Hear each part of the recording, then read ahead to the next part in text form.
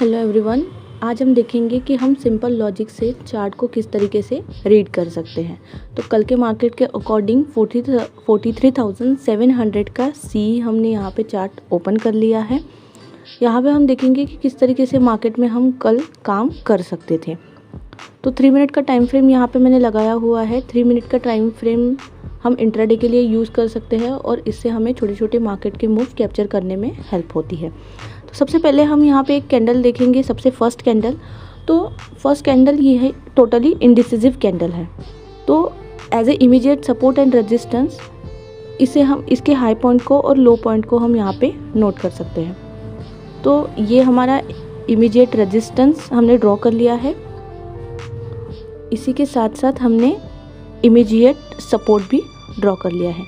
अगर हमें कोई भी सी की पोजीशन में एंट्री करनी है तो हमें क्या देखना चाहिए कि हमारे रेजिस्टेंस पॉइंट को मार्केट ने एक स्ट्रॉन्ग कैंडल के साथ ब्रेक करना चाहिए और ऊपर ही, मतलब रेजिस्टेंस पॉइंट के ऊपर उसने क्लोजिंग देना चाहिए। अगर इतने पोर्शन में आप देखेंगे तो एक भी स्ट्रॉन्ग कैंडल यहाँ पे हमें नहीं दिख रही है।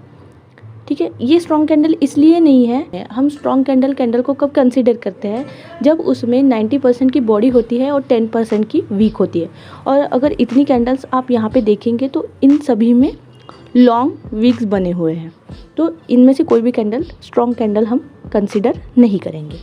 आगे हम देखेंगे, इस कैंडल ने हमारे रेजिस्टेंस पॉइंट के ऊपर में क्लोजिंग की है, लेकिन क्या इस कैंडल के ऊपर हम अपना ट्रेड बना सकते हैं? तो नहीं बना सकते, इसलिए क्योंकि इसकी अगर प्रीवियस कैंडल हम देखेंगे तो इस प्रीवियस कैंडल ने भी रेजिस्टेंस के ऊपर में एक ब्रेकआउट देने की कोशिश करी। उसने क्लोजिंग भी ऊपर की है, लेकिन यहाँ पे हमें एक चीज़ क्लियरली दिख रही है कि यहाँ पे फिर से इस पॉइंट पे सेलर्स कहीं ना कहीं एक्टिव हुए हैं। मार्केट ने फिर से मार्केट को एक नीचे की साइड में पुश कर दिया गया है।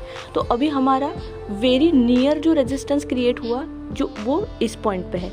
अगर इस कैंडल पे हम ट्रेड भी बनाते हैं तो हमारे माइंड में एक चीज़ यहाँ पे रहेगी कि कहीं मार्केट इस पॉइंट से कहीं मार्केट फिर से रिजेक्ट करेगी। तो ऐसे छोटे से ट्रेड के लिए हम बना सकते हैं, क्योंकि अगर हम कोई भी ट्रेड भी बनाते हैं तो हमारा रिस्क रिवार्ड को भी हमें देखना इम्पॉर्टेंट होता है। अगर हम इस कैंडल पे ट्रेड बनाते तो हमारा टारगेट कहीं ना कहीं यहाँ पे होता और स्टॉप लॉस कहीं ना कहीं यहाँ पे होता। तो ये रिस्क रिवार्ड में ये ट्रेड नहीं आ रहा है, तो हमें इस ट्रेड में एंट्री नहीं करनी चाहिए। आगे अगर हम देखेंगे कि मार्केट ने किस तरीके से वर्क किया है, अभी हमारे लिए ये एक पॉइंट है। यहाँ पे हमने जो न्यू एक रेजिस्टेंस पॉइंट अभी आइडेंटिफाई किया उसे हमने ड्रॉ कर लिया है। अभी अगर हमें इस कॉल ऑप्शन में एंट्री करनी है तो इस पॉइंट के ऊपर जब कोई स्ट्रॉन्ग कैंडल हमें मिलती है तभी हम इसमें एक क्लियर एंट्री कर सकते हैं। यहाँ पे आप देखेंगे कि ऐसा कोई भी कैंडल ऐसी नहीं है जिसने हमारे रेजिस्टेंस को ब्रेक करे। ऐसा कोई भी कैंडल हमें यहाँ पे नहीं मिल रही है। मार्केट एक साइडवेज ही रही कल। तो इस तरीके से हम सिंपली लॉजिक से चार्ट को समझ के जो एक हमारे जो ओवर ट्रेडिंग होती है या फिर हम गलत एंट्रीज कर लेते हैं, इससे हम बच सकते हैं। यहाँ पे आप देखेंगे कोई भी एक स्ट्रॉन्ग कैंडल नहीं बनी है। ये एक यहाँ पे मार्केट ने कंसोलिडेट करके, यहाँ पे इतने टाइम पे मार्केट ने कंसोलिडेट करके इस कंसोलिडेशन का ब्रेकआउट इस कैंडल में दिया है, लेकिन ये एक स्कैल्प ट्रेड हुआ क्योंकि एक ही कैंडल में सारा मूव आ गया। जिसने कहीं अगर क्लोजिंग का वेट किया होगा और यहाँ कहीं एंट्री बनाई होगी तो नेक्स्ट कैंडल एसएल हिट हो गया होगा। तो इस तरीके से हम सिंपल तरीके से चार्ट को रीड कर सकते हैं और अपनी एंट्रीज और एग्जिट और जो साइडवेज मार्केट है उसको